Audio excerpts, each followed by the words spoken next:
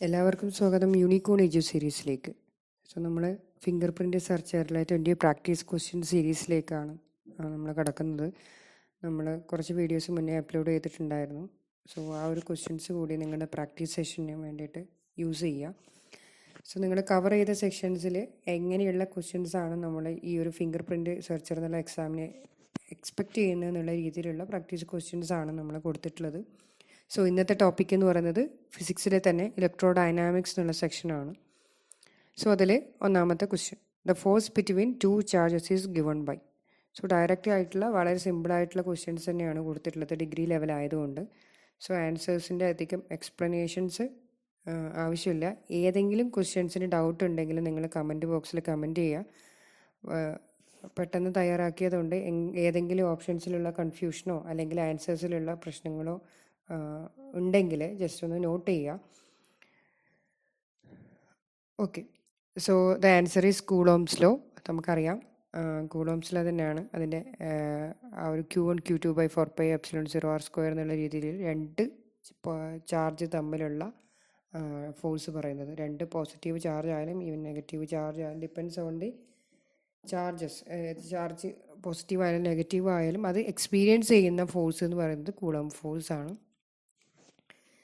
സിമിലറായി coulomb ഫോഴ്സിന് സിമിലറായിട്ട് നമ്മൾ ഇതിപ്പം ഇലക്ട്രോസ്റ്റാറ്റിക്സിലാണെങ്കിൽ മാഗ്നറ്റോസ്റ്റാറ്റിക്സിൽ നമ്മൾ ബയോട്ട് സവാർട്ട് ലോ പഠിക്കുന്നുണ്ട്. കറണ്ട് കാര്യം അല്ലെങ്കിൽ കണ്ടക്ടറിൻ്റെ കേസിൽ വരുന്ന മാഗ്നറ്റിക് ഫീൽഡിൻ്റെ കാര്യം. ആ ഒരു കാര്യം ഇതേ സമയത്ത് നമ്മൾ നോട്ട് ചെയ്യുക. നിങ്ങളത് പഠിക്കുന്നവർ ജസ്റ്റ് ഒന്ന് രണ്ട് സൈഡിലായിട്ട് ഇലക്ട്രോസ്റ്റാറ്റിക്സും മാഗ്നറ്റോസ്റ്റാറ്റിക്സും എന്നുള്ള രണ്ട് സെക്ഷനായി എഴുതിയിട്ട് കാര്യങ്ങൾ ഈക്വൽ ആയിട്ടുള്ള കാര്യങ്ങൾ ഒരു ഓപ്പോസിറ്റ് സൈഡ് എഴുതി തന്നെ പഠിക്കുക. ആ സമയത്ത് നിങ്ങൾക്ക് കൺഫ്യൂഷൻ കുറവായിരിക്കും. കാര്യങ്ങൾ കുറച്ച് ഡീപ്പായി തന്നെ രണ്ട് കാര്യങ്ങളും പഠിക്കാൻ വേണ്ടി പറ്റുകയും ചെയ്യും. Coming to the next question, the SI unit of the electric field intensity. Electric field ഇൻറ്റൻസിറ്റിയുടെ യൂണിറ്റ് എന്ന് പറയുന്നത് ഓപ്ഷൻസിൽ 2 എണ്ണം കൊടുത്തിട്ടുണ്ട്. അതുകൊണ്ട് തന്നെ ഓപ്ഷൻ ഡി എന്ന് പറയുന്നത് ബി ആൻഡ് സി എന്നുള്ള ഓപ്ഷനും കൂടി കൊടുത്തിട്ടുണ്ട്. ഓപ്ഷൻ ന്യൂട്ടൺ പെർ കൂളോംബും വോൾട്ട് പെർ മീറ്ററും ഇലക്ട്രിക് ഫീൽഡ് ഇൻറ്റൻസിറ്റിയുടെ യൂണിറ്റ് ആയിട്ടാണ് കൊടുത്തിട്ടുള്ളത്. ആൻസർ ഓപ്ഷൻ ഡി ആണ്. ബോത്ത് ബി ആൻഡ് സി എന്ന ആൻസർ വരുന്ന ഓപ്ഷൻ ഡി ആണ് ഇതിൻ്റെ ആൻസർ ആയിട്ട് വരുന്നത്. Coming to the next question, Gauss's law relates the electric flux through the closed surface to. Gauss's ലോയുടെ എക്സ്പ്ലനേഷൻ വായിച്ചു കഴിഞ്ഞാൽ തന്നെ അല്ലെങ്കിൽ ഓർമ്മയുണ്ടെങ്കിൽ തന്നെ നമുക്ക് കാര്യങ്ങൾ ഓപ്ഷൻസ് നോക്കി പറയാൻ വേണ്ടി പറ്റും. ഗോസസ് ലോ പറഞ്ഞിരിക്കുന്നത് ഇലക്ട്രിക് ഫ്ലക്സ് എന്ന് പറയുന്നത് ഒരു ക്ലോസ്ഡ് സർഫസ് കൂടിയുള്ള ഇലക്ട്രിക് ഫ്ലക്സ് എന്ന് പറയുന്നത് total charge enclosed by the surface ആണ്. Total charge enclosed by the surface ആണ്. ഓപ്ഷൻ ബി ആണ് ഇതിൻ്റെ ആൻസർ. ഇതിൽ കൺഫ്യൂഷനൊന്നും വരാനില്ല options. Okay, coming to the fourth question, the potential energy of a charge in an electric field is given by. Potential എനർജിയാണ് ചോദിച്ചിട്ടുള്ളത്, electric potential അല്ല. Potential energy U is equal to QV എന്നാണ് കൊടുത്തിട്ടുള്ളത്. Where Q is the charge and V is the electric potential. Okay, coming to the next question, the magnetic field due to a current carrying conductor is given by Biot Savart law. ഞാൻ just mention ചെയ്തേ ഉള്ളൂ. നമ്മൾ ഇലക്ട്രോസ്റ്റാറ്റിക്സിൽ നമ്മൾ ചാർജിൻ്റെ കാര്യം പറയുന്നുണ്ടെങ്കിൽ നമ്മൾ current കാര്യം conductor അല്ലെങ്കിൽ മാഗ്നറ്റിക് ഫീൽഡിൻ്റെ കാര്യങ്ങൾ പറയാൻ വേണ്ടിയിട്ട് അതേപോലെ കൂളോംസ് ലോയ്ക്ക് സിമിലർ ആയിട്ടുള്ള ഒരു ഇക്വേഷൻ എന്ന് പറയുന്നത് മാഗ്നറ്റോസ്റ്റാറ്റിക്സിൽ വരുന്നതാണ് Biot Savart law. Okay, coming to the sixth question, the time varying magnetic field produces an electric field. This phenomena is described by. എനിക്ക് പറയാനുള്ള ഒരു കാര്യം എന്ന് പറഞ്ഞു കഴിഞ്ഞാൽ ഇലക്ട്രോ ഡൈനാമിക്സ് എന്ന് പറയുന്നത് നമ്മൾ കുറച്ച് ബേസിക് ആയിട്ടുള്ള കാര്യങ്ങൾ പഠിച്ചിട്ടുണ്ടാവും. അതിൽ ഇലക്ട്രോ ഡൈനാമിക്സിനെ നമുക്ക് സിമ്പിളായിട്ടുള്ള അതിലുള്ള എല്ലാ ഇക്വേഷൻസും കൂടി കൺക്ലൂഡ് ചെയ്യുന്ന രീതിയിൽ നമ്മൾ മാക്സ്വെൽസ് ഇക്വേഷൻ പഠിക്കുന്നുണ്ട്. ആ മാക്സ്വെൽസ് ഇക്വേഷനിൽ തന്നെ ഏകദേശം ഇലക്ട്രോ ഡൈനാമിക്സിൻ്റെ എല്ലാ ഐഡിയയും കവർ ചെയ്യുന്നുമുണ്ട്. ആ ഒരു കാര്യം വിശദമായി തന്നെ നിങ്ങൾ പഠിക്കുമ്പോൾ നോട്ട് ചെയ്യുക. ഗോസസ് ലോവും അതേപോലെ തന്നെ മാഗ്നറ്റിക് മോണോപോൾ എക്സിസ്റ്റ് ചെയ്യുന്നില്ല എന്നുള്ള കാര്യവും ഫാരഡേസ് ലോവും അതേപോലെ ആംബിയേഴ്സ് ലോയും അല്ലെങ്കിൽ ആംബിയേഴ്സ് മാക്സ്വെൽസ് ഇക്വേഷൻ അല്ലെങ്കിൽ മോഡിഫൈ ചെയ്തിട്ടുള്ള ആംബിയേഴ്സ് ലോ എന്നുള്ള രീതിയിൽ തന്നെ കാര്യങ്ങൾ നോട്ട് ചെയ്ത് വെക്കുക. Time varying magnetic field electric field produce ചെയ്യുന്നതെന്ന് പറഞ്ഞിട്ടുള്ള ഫിനോമിന എന്ന് പറയുന്നത് ഫാരഡേസ് ലോ ഓഫ് ഇൻഡക്ഷൻ ആണ്. അതാണ് നമ്മുടെ മാക്സ്വെല്ലിൻ്റെ ഇക്വേഷനിൽ വരുന്ന മൂന്നാമത്തെ ഇക്വേഷൻ. മാക്സ്വെൽസിൻ്റെ ഇക്വേഷനിൽ രണ്ട് കേൾ ഇക്വേഷനും രണ്ട് ഡൈവേർജൻസ് ഇക്വേഷനുമാണ് കൊടുത്തിട്ടുള്ളത്. Okay, coming to the next question, the speed of electromagnetic wave in vacuum is given by. So speed of electromagnetic wave അല്ലെങ്കിൽ സ്പീഡ് ഓഫ് ലൈറ്റ് എന്ന് പറയുന്ന സിയുടെ വാല്യൂ വാക്വത്തിൽ എങ്ങനെയാണ് ഡിഫൈൻ ചെയ്തിട്ടുള്ളതെന്നാണ് പറഞ്ഞിട്ടുള്ളത്.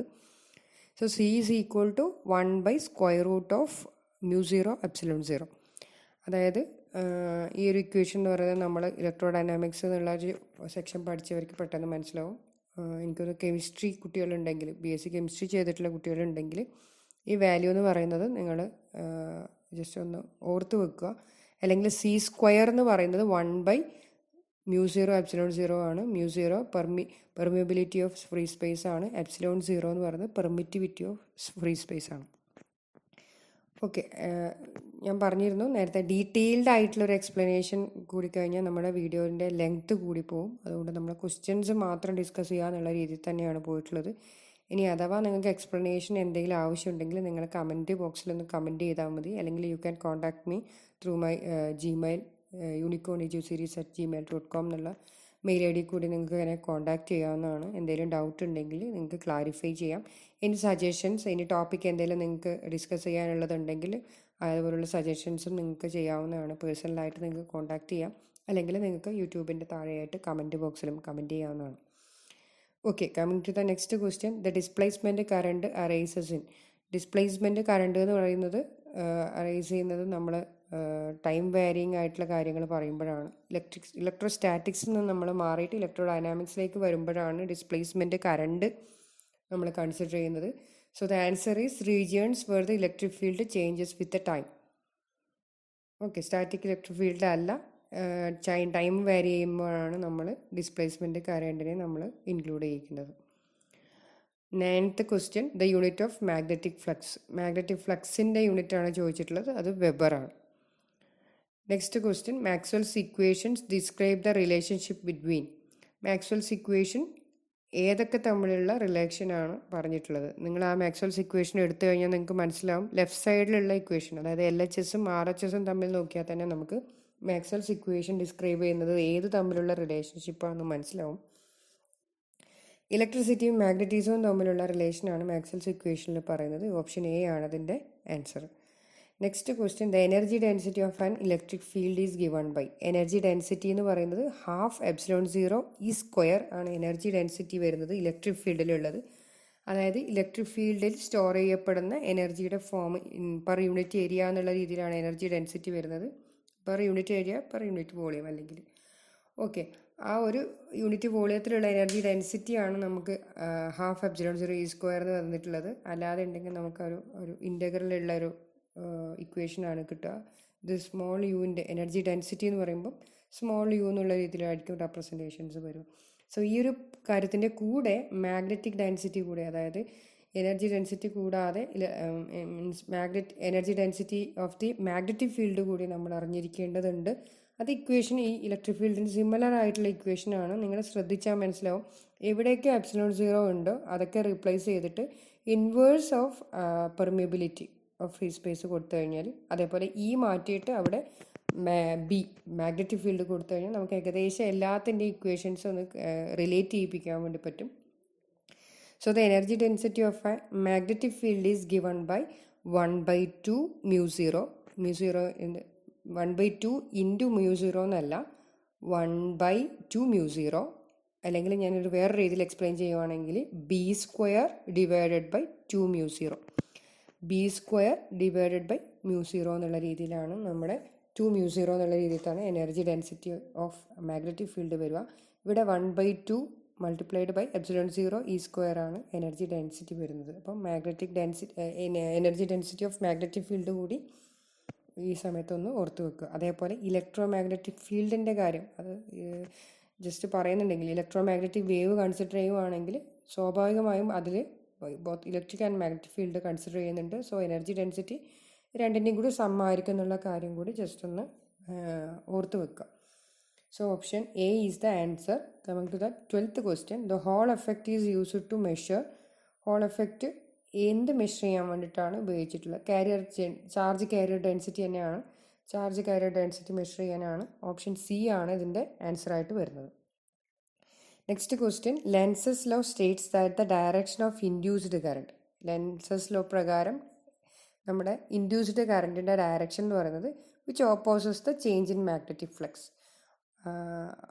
ഡയറക്ഷൻ ഓഫ് ഇൻഡ്യൂസ്ഡ് കറണ്ട് എന്ന് പറയുന്നത് which opposes the change in എവിടേക്കാണോ നമ്മുടെ ചേഞ്ച് ഇൻ മാഗ്നറ്റിക് ഫീൽഡിൻ്റെ ഡയറക്ഷൻ വരുന്നത് അതിനെ ഓപ്പോസ് ചെയ്യുന്ന രീതിയിലായിരിക്കും നമ്മുടെ ഇൻഡ്യൂസ്ഡ് കറണ്ട് ഉണ്ടാവുക ലെൻസസ് ലോ പ്രകാരം. Okay, then coming to the 14th question, the resistance of a conductor depends on. Resistance of a conductor depends on R equal to rho L by A എന്നുള്ള രീതിയിലാണ് നമ്മൾ equation പഠിച്ചിട്ടുള്ളത്. Resistance R equal to rho resistivity L length divided by area. Okay, so its length ഓപ്ഷൻസിൽ its length ഉണ്ട്, cross sectional area ഉണ്ട്, the material of the conductor ഉണ്ട്, all of the above ഉണ്ട്. So എല്ലാ കാര്യവും resistivity എന്ന് പറയുന്നത് ഒരു മെറ്റീരിയലിനെ ഡിപ്പെൻഡ് ചെയ്തിട്ടുള്ള ഒരു ക്വാണ്ടിറ്റിയാണ്. സോ എയും ബിയും സിയും ഇതിൻ്റെ ആൻസറാണ്. So option D all of the above എന്നുള്ള ഓപ്ഷനാണ് കറക്റ്റായിട്ട് വരിക. Coming to the 15th question, the electric field inside a conductor in electrostatic equilibrium. Electric field inside A conductor in electrostatic equilibrium എന്ന് പറയുന്നത് 0 തന്നെയാണ്. നമുക്ക് ബാക്കിയുള്ള ഓപ്ഷൻസ് ഒന്നും വായിച്ചു നോക്കേണ്ട ആവശ്യമില്ല. Then the 16th question, the Poynting vector represents. The Poynting vector എന്ന് പറയുന്നത് ഏത് ഡയറക്ഷനിലേക്കാണ് നമ്മുടെ ഇലക്ട്രോ മാഗ്നറ്റിക് വേവ് പ്രൊപ്പഗേറ്റ് ചെയ്യുന്നതെന്ന് പറയുന്നതാണ് പോയിൻറ്റിംഗ് വെക്റ്റർ എന്ന് പറയുന്നത്. ആ ഒരു പേര് മീൻ ചെയ്യുന്ന പോലെ പോയിൻറ്റിംഗ് ടു എന്നുള്ള രീതിയിലൊക്കെ ജസ്റ്റ് ഒന്ന് ഓർത്ത് വെച്ച് കഴിഞ്ഞാൽ നമുക്ക് കാര്യം പഠിക്കാൻ വേണ്ടി പറ്റും. സോ അതിൻ്റെ ഓപ്ഷൻസ് എന്ന് പറയുന്നത് ഓപ്ഷൻസിന് the direction of energy propagation in an electromagnetic wave, the electric field intensity in a wave, the magnetic field intensity in a wave, the potential difference in a circuit. So option ബിയും സിയും ഡിയും അല്ല എന്നുള്ള കാര്യം നമുക്ക് കൃത്യമായി മനസ്സിലാവുന്നുണ്ട്. So option A the direction of energy propagation in an electromagnetic wave ആണ് പോയിൻറ്റിംഗ് വെക്റ്റർ റെപ്രസെൻ്റ് ചെയ്യുന്നത്. So 17th question, the unit of capacitance is. Unit of capacitance farad ആണ്, അതിൽ നമുക്ക് ഒരു ഡൗട്ടും ഇല്ല. To the 18th question, what is the power radiated by a point charge moving with an acceleration a? Power radiated എന്ന് പറയുന്നത് Q² A² divided by 6πε0 c³ എന്നാണ്. Option B ആണ് ഇതിൻ്റെ ആൻസറായിട്ട് കൊടുത്തിട്ടുള്ളത്. Coming to the 19th question, in an RLC circuit, അതായത് resistance, inductance, capacitor circuit, resonance occurs due to. Resonance ഉണ്ടാവണമെങ്കിൽ XL is equal to XC. Reactance എന്ന് പറയുന്നത് ഇൻഡക്റ്റൻസിൻ്റെ റിയാക്റ്റൻസും കപ്പാസിറ്റൻസിൻ്റെ റിയാക്റ്റൻസും തമ്മിലുള്ള ഈക്വൽ വരുന്ന സമയത്താണ് റെസൊണൻസ് ഉണ്ടാവുക. XL ഈക്വൽ ടു XC എന്ന് വരുന്ന സമയത്താണ് നമുക്ക് RLC അല്ലെങ്കിൽ LCR സർക്യൂട്ടിൽ റെസൊണൻസ് ഉണ്ടാവുന്നത്. Coming to the last question of the series അല്ലെങ്കിൽ ഇലക്ട്രോ ഡൈനാമിക്സ് എന്നുള്ള സെക്ഷനിലുള്ള last question, what is the magnetic field at the centre of the circular loop of radius R carrying current I.